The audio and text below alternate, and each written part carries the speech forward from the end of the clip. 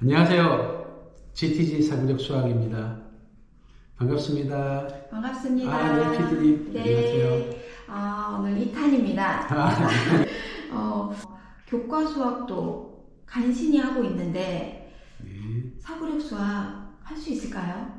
사고력 문제가 좀 어렵게 느껴지실 거예요. 학생들한테는 안 배운 문제를 처음 만나니까. 특히 교과 수학을 간신히 쫓아가는 학생 또는 조금 앞서 나가긴 해도 여유가 남아도는 돌지 않는 학생 같은 경우는 추가로 더 시키시기 부담되실 거예요. 네, 맞습니다. 부담되시는 건 맞는데 하나는 교과 수학만 해서 어디까지 갈 수 있냐. 심화 문제집을 풀고 하면은 점점 실력이 올라갈 것 같은데 사실 좀 어렵습니다. 해보시면 심화 문제를 낑낑거리고 풀었으면 좋겠는데 안 풀잖아요. 얼르고 달래고 훈계를 하고 비전을 이야기하고 해도 애들이 못 풀어요. 안 풀리는데 걔들 입장에서는 자꾸 압박을 넣으니까 심화 문제만 만나면 경기가 나요. 그래서 보통은 알려주세요 하게 돼요. 그러면 또 부모님은 얘가 별표 쳐놓고 자빠지고 알려주세요 하니까 힌트를 주게 되고 좀 지나면 가르쳐주고 나중에는 심화 문제 유형을 다 알려주시게 되고 5단 노트 시키시고 전에 알려줬는데 왜 못 풀어 이렇게 꼭 교과 수학처럼 돼버려요. 근데 그게 우리가 원하는 게 아니잖아요. 낯선 문제 나와도 자기 힘으로 척척 풀어야 좋은 거고 그걸 위해서 사고력 문제집을 하는 건데 그래서 심화 문제집 외에 사고력 문제집을 하는 게 낯선 문제 나왔을 때 혼자서 풀 수 있는 그 힘을 길러주고 싶어서 하는 거거든요. 지금 교과 수학하면서 힘에 부치시는 것 같아도 하십시오. 비유를 하면은 지금 막 일하기도 바쁜데 도끼 갈아야 돼요. 나무 찍고 하는데 바빠요. 나무를 10그루 베야 되거든요. 그런데 잘 생각해 보시면 느린 이유가 도끼날이 못해서 일을 해도 성과가 안 나는 거거든요. 그냥 조금 멈추고 도끼날을 가는 게 오히려 더 전체적으로 효율이 있어요. 문제 해결력이나 사고력이 길러지면 교과 수학의 심화 문제를 애들이 훨씬 더 잘 풀게 되거든요. 진도도 더 잘 나가지고 같은 시간을 해도 훨씬 많은 양을 할 수 있어요. 훨씬 더 어려운 문제집까지 풀 수 있어요. 그래서 도끼날을 가는 거다 생각하시고 교과도 간신히 하는데 어떻게 해요? 라고 생각하지 마시고 기초 체력 길러주는 투자다 생각하고 일단 하셔야 되고요. 두 번째로 못 푸는데 교과 문제집보다 더 어려운데 어떻게 해요? 하시잖아요. 문제집 수준을 좀 낮추시라고 권하고 싶어요.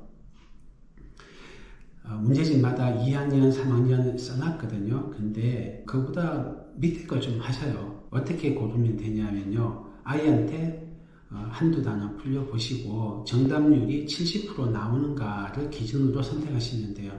정답률이 50% 온다면 너무 어려운 문제지.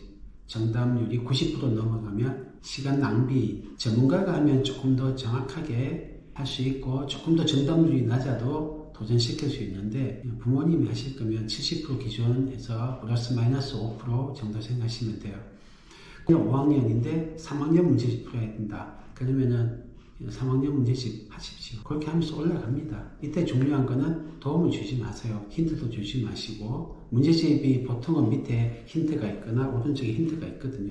힌트를 못 보게 종이로 가려야 돼요. 가리고 혼자 낑낑거리게 해야 돼요. 앞에 이론 설명이 있거든요. 근데 이론 설명 보지 말고 바로 문제부터 풀게 하세요. 한 20분 도전했는데 도저히 못 푼다. 그러면 밑에 힌트 보라고 하세요. 옆에 힌트 보라고 하세요. 그래도 안 풀린다. 그럼 앞에 가면은 이론이 있어요. 그 이론 보고 하라고 하세요. 그렇게 하시는 게 필요해요. 그렇게 하면은 아이가 정답률 70% 정도면은 어떤 때는 성공하고 어떤 때는 안 풀리는데 좀 낑낑거리다 보면 얼추 성공을 해요. 그러면 한 20-30%가 못 풀고 남거든요. 그때 안 알려주시는 게 중요해요. 교과 문제집하고 사고력 문제집은 달라요. 교과 문제집은 지식을 전달하는 게 주목적이고 곱셈에 대한 지식을 모르면 나눗셈으로 못 가니까 알고 넘어가야 돼요. 근데 문제 해결력은 앞에 거 못 푼다고 해서 뒤에 거 못 푸는 거 아니에요. 연관성이 없거든요. 그러니까 지식을 전달하는 게 주목적이 아니고 파워를 길러주는 게 목적이니까 혼자 풀게 놔두셔야 돼요. 못 풀었니? 괜찮아. 다음 넘어가. 해서 다음 단어 가세요. 놔두고 걔는 일주일 뒤에 또 풀려보세요. 못 풀어요? 그럼 또 일주일 뒤에 풀려보세요.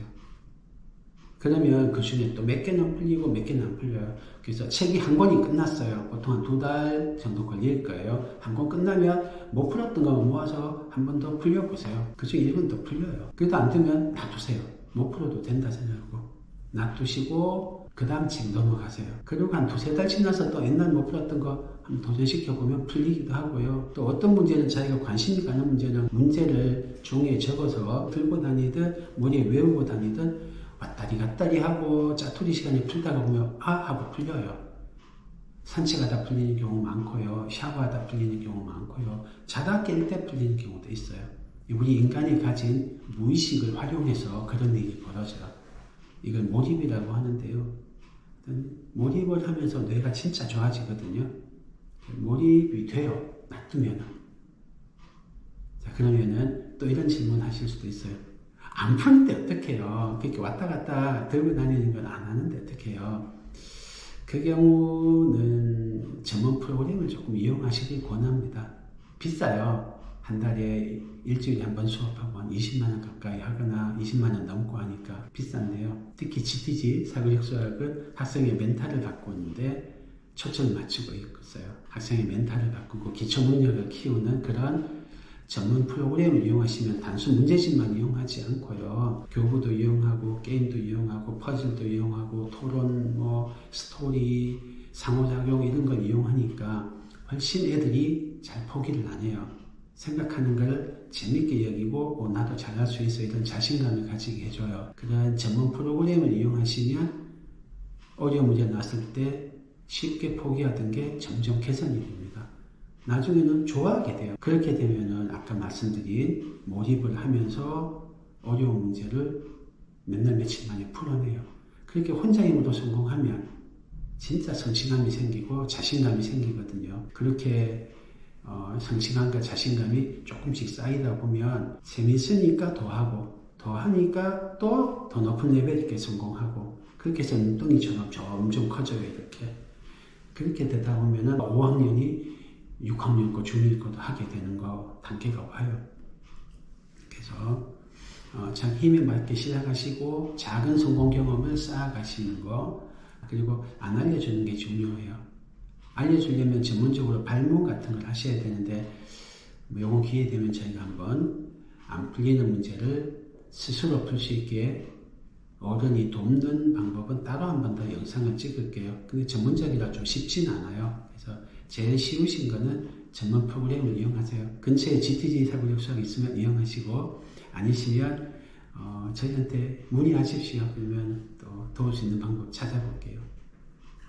또 궁금한 있으면 댓글 남겨주십시오. 다음에 저희가 다른 영상으로 상담 드리겠습니다. 감사합니다. 수학은 즐거운 도전과 탐험입니다. 안녕히 계세요.